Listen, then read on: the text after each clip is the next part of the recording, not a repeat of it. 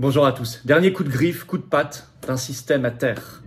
C'est exactement ce qu'on voit en ce moment avec un déchaînement de punitions, de censure contre des voix dissidentes ou résistantes, des médias, des journalistes, mais également, bien sûr, nous allons parler de soignants qui ont eu un courage particulier, qui sont très durement frappés. C'est douloureux, c'est pénible, c'est injuste, mais en même temps, c'est le signe d'un énervement, d'une panique du système. Vous savez, un système dévoilé, démasqué, combat plus avec des arguments parce qu'il sait qu'il est démasqué dans son mensonge fondamental. Et donc, il donne des coups de griffe quand il est à terre. Il peut être dangereux, mais il est à terre. Et notamment, il utilise l'arme de la censure. Je vais vous expliquer tout cela. Il s'est passé beaucoup de choses. Ça s'est accéléré ces derniers jours. C'est aussi le signe d'une accélération de l'affaiblissement et du dévoilement de ce système. J'y reviens dans un instant. Bien évidemment, je vous rappelle, rendez-vous très important, c'est ce dimanche, là, ça y est, 12 février. Rendez-vous 14h Paris, place d'Enfer Rochereau pour la marche nationale pour la paix. Dites-nous si vous allez venir. C'est pas obligatoire de remplir le formulaire, mais ça aide les organisateurs. Le lien est sous la vidéo en description pour ce petit formulaire. Et faites-le circuler, mettez-le en lien sur vos réseaux sociaux pour faire venir un maximum de monde. Nos prévisions, c'est qu'il va y avoir beaucoup de monde.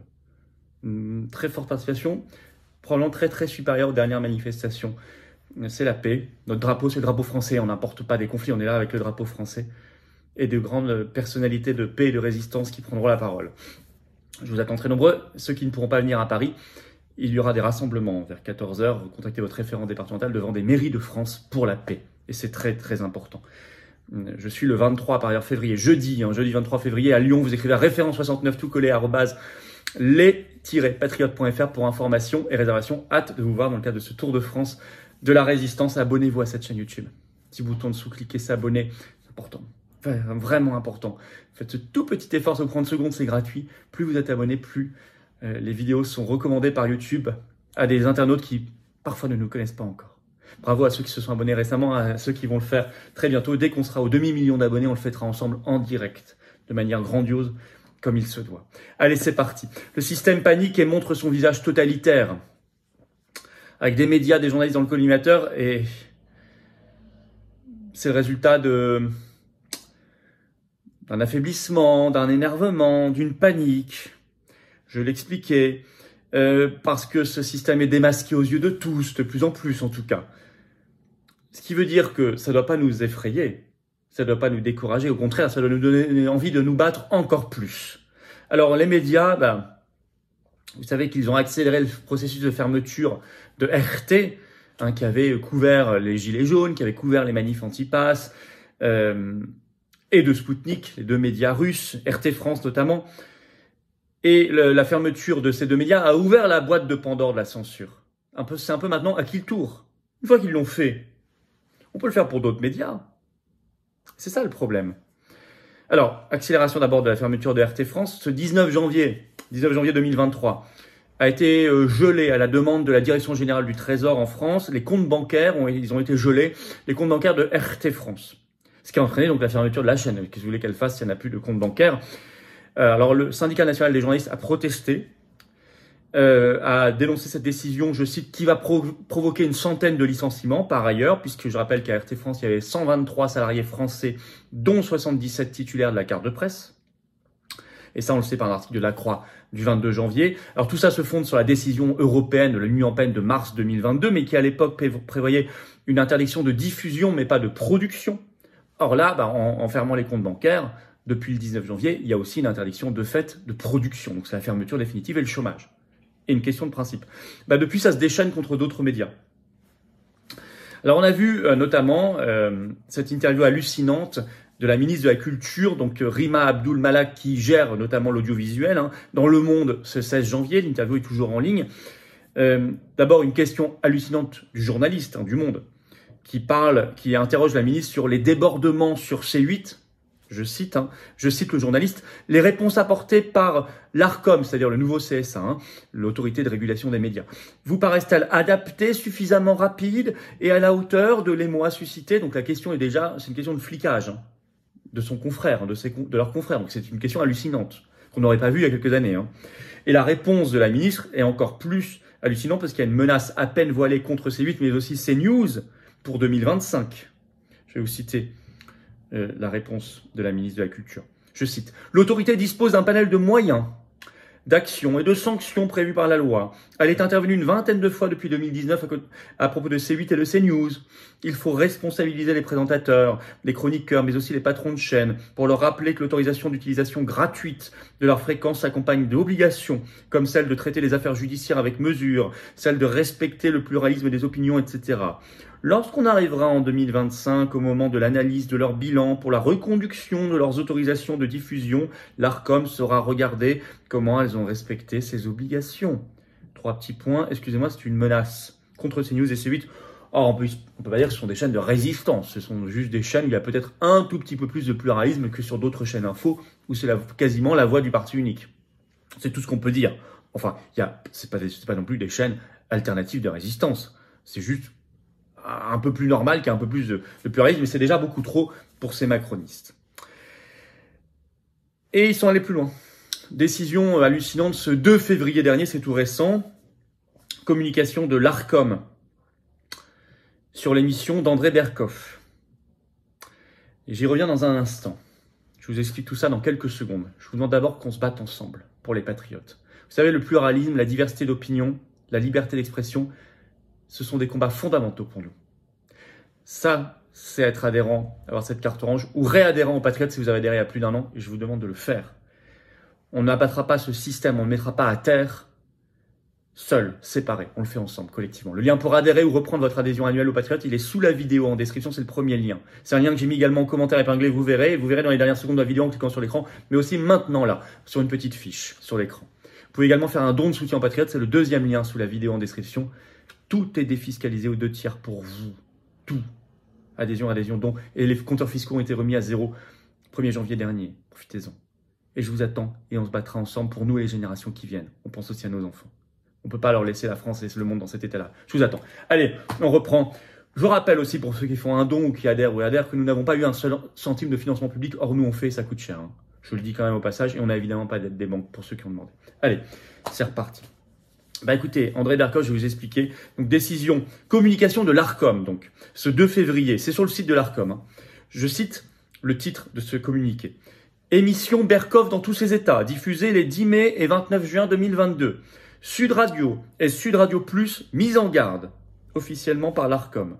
C'était des émissions sur la guerre en Ukraine. Alors, c'est hallucinant, je vais vous lire un extrait du communiqué de l'ARCOM. Vous allez voir ce qu'il reproche à l'émission de Berkoff. Je cite. L'ARCOM a relevé que plusieurs déclarations orientées avaient été délivrées à l'antenne sans véritable contradiction, alors même que le sujet traité, particulièrement sensible, donc c'est la guerre en Ukraine, nécessitait l'expression de points de vue différents ou à tout le moins nuancés. La diffusion de cette séquence caractérise une méconnaissance des obligations précitées ici de l'article 1 de la délibération du 18 avril 2018. En conséquence, l'ARCOM a mis en garde l'éditeur des services contre la répétition d'un tel manquement. C'est une menace. Alors c'est hallucinant, on lui reproche opinion orientée, sans véritable contradiction. Tiens, maintenant l'ARCOM se préoccupe du pluralisme dans les médias, notamment sur la guerre d'Ukraine. Mais quand ça va dans l'autre sens, ça les dérange pas qu'il n'y ait aucun pluralisme. Sur 99% des débats, soi-disant, ou des plateaux sur les chaînes info notamment, et pas que, il n'y a aucune contradiction. C'est la voix unique, la voix du parti unique, la voix guerrière, la voix de l'OTAN. L'ARCOM n'est pas indépendante. Hein. Alors on le sait maintenant officiellement, enfin on le savait bien par son mode de nomination, mais vous avez une ancienne membre, Mona Interman, qui était journaliste, qui a été membre du CSA, donc l'ARCOM, entre 2013 et 2019. Et article de France Info du 1er février, elle vient de sortir un livre où elle dit « Cette machine pose problème ». Elle ajoute « L'ARCOM n'est pas une institution indépendante ». Bon, confirmation, s'il en fallait une. Il s'attaque aussi à François, mais ça vous le savez. C'était le 30 novembre dernier, décision de la CPPAP, c'est-à-dire la Commission paritaire des publications des agences de presse, de ne pas renouveler l'agrément de presse en ligne de François, ce qui ouvre droit à certaines aides, hein, donc c'est important. Alors ça a été appliqué à partir du 5 décembre dernier, mais François a bien eu raison, ils sont allés devant le juge des référés du tribunal administratif de Paris et ils ont gagné le 13 janvier dernier. Le juge des référés, en effet, du tribunal administratif de Paris a suspendu cette décision, disant, je cite, « La CPPAP n'a pas statué en toute impartialité », ajoutant qu'il y avait un doute sérieux sur la légalité de la décision, je cite. Bon, donc François a récupéré son agrément, tant mieux. On va voir si ça sera durable parce que maintenant le Conseil d'État doit statuer sur le fond. Donc c'est pas encore totalement gagné. François n'est pas encore sorti d'avance. Nous soutenons évidemment ce média et c'est à suivre et à soutenir. Hors média, je veux évoquer ici le cas honteux, le sort honteux fait au docteur Amin Umlil, qui est docteur, pharmacien, responsable de la pharmacovigilance à l'hôpital de Cholet. Et notamment, j'évoque son cas, vous allez voir ce qui lui est arrivé tout récemment, mais aussi parce qu'il y a un point commun avec Berkoff, c'est qu'il est apparu dans l'émission, en tout cas son nom a été cité, dans l'émission toute récente où Olivier Véran était invité à Face à Baba sur C8, le 31 janvier dernier. Son cas a été évoqué par un invité qui, devant Olivier Véran, lui a dit « Il faut que vous débattiez avec le docteur Amin Umlil ». Il lui a proposé ce débat, ce qui n'a pas dû plaire à Véran. Et ensuite, vous savez que Véran a eu une séquence hallucinante face à André Berkoff sur le plateau, où il a été odieux. Dans les deux cas, Berkoff puis Umlil ont eu une sanction dans les jours suivant l'émission. Je le signale. Voilà ce que c'est que le macronistan. Alors le docteur Umlil, qu'est-ce qui lui est arrivé? Il est victime de la grande vague de répression covidiste, mais c'est très sévère le concernant. En effet, il avait comparu en conseil de discipline le 12 janvier dernier. Et le 4 février, il a annoncé lui-même la décision contre lui sur Twitter.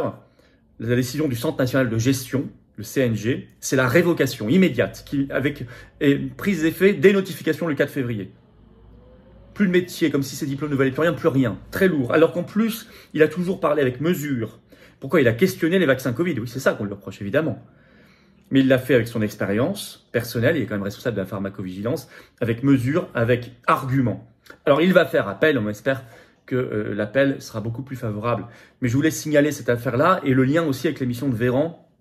Les deux cas, Berkoff et Umlil. Alors, en conclusion, c'est très injuste, c'est très désagréable, parfois très cruel tout cela. Mais ce que je voulais dire, c'est qu'il est évident, on l'a vu dans les réactions sur les réseaux sociaux, ça éveille, ça réveille, ça fait monter la prise de conscience. Ça montre la panique et la perte de nerfs du système. Je disais, la bête à terre qui donne des coups de griffe, c'est parfois les plus dangereux. Ça fait monter le niveau de résistance, ça c'est évident. Et ça doit faire monter le nôtre. Il ne faut pas se laisser faire. Bien sûr qu'il faut investir dans les médias alternatifs qui sont indispensables, plus que jamais. Mais globalement, il ne faut pas se laisser faire. Il faut se battre le plus possible. Parce que s'ils en sont là, c'est qu'ils ont renoncé aux arguments. Et s'ils ont renoncé aux arguments, c'est qu'ils ont déjà perdu. C'est qu'ils ont déjà perdu. Tout est une question de temps maintenant pour que le château de cartes s'effondre totalement, définitivement. Et le combat n'est pas qu'en France, vous le savez. Je parle souvent des États-Unis et d'autres pays. Et on va continuer à en parler et à suivre tout ça. Voilà ce que je voulais vous dire. C'est très important. Faites circuler cette vidéo. L'analyse me semble très importante. Abonnez-vous à la chaîne YouTube, petit bouton dessous. Vous cliquez s'abonner, c'est gratuit, c'est instantané. Oui, plus vous êtes abonné, plus la vidéo circulera automatiquement aussi. Grand merci.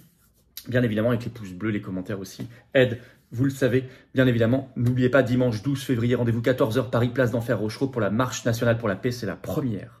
Elle est très importante. Il y a le petit formulaire à remplir si vous voulez pour nous aider à évaluer le nombre de personnes, parce qu'on a l'impression qu'il va y avoir un monde fou. C'est pas obligé de remplir pour venir. Vous venez même si vous n'avez pas rempli, il n'y a aucun problème. Et vous venez accompagner, voir un élu. Mais voilà, si vous pouvez le faire, c'est bien. Et ça vous permet aussi, par ailleurs, de faire circuler, de le mettre en lien pour rameuter encore plus de monde. Je vous attends, patriotes. Le combat, il est là. La résistance, elle est là, avec d'autres, mais elle est là. C'est un outil merveilleux, les patriotes. C'est un outil extraordinaire. Le premier mouvement souverainiste de défense de la liberté, de la paix et de la justice de France. Le lien pour adhérer ou réadhérer, c'est le même. C'est le premier sous la vidéo en description. C'est également un lien en commentaire épinglé dans quelques secondes en cliquant sur votre écran. Vous avez le choix. Sous la vidéo en description, le deuxième lien est pour faire un don de soutien aux patriotes. Je l'ai dit, nous n'avons pas eu de financement public pour l'instant. Rien reçu, ni d'aide des banques, bien sûr. On est face à l'oligarchie. On fait ce qu'on peut. Tout est défiscalisé aux 2/3 pour vous. Tout. Je vous attends. Et bravo à ceux qui font un don.